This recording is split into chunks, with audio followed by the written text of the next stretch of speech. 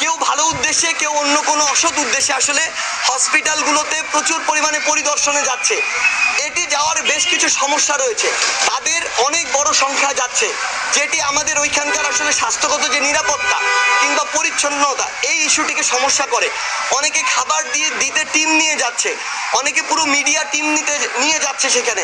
আমাদের আপনাদের কাছে রিকোয়েস্ট এবং আপনাদের মাধ্যমে সকলের কাছে রিকোয়েস্ট, আমরা ওই হসপিটালের ভিতরের যে নিরাপত্তা কিংবা স্বাস্থ্যগত যে ঝুঁকি এই বিষয়গুলো মাথায় রেখে সেখানে যেন পর্যাপ্ত যতটুকু আমাদের হাইজিন মেনটেন করা উচিত সেটুকু যেন আমরা করি।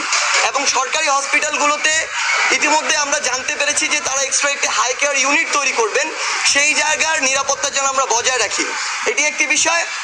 এবং আমাদের থেকে যেটি আমরা এই হসপিটালগুলোতে ঘুরে যেটি দেখেছি, আসলে আমাদেরকে শোনানো হয়েছিল ওই ফ্যাসিস্ট সরকার যতদিন ছিল যে আমাদের উপর নাকি শুধুমাত্র রাবার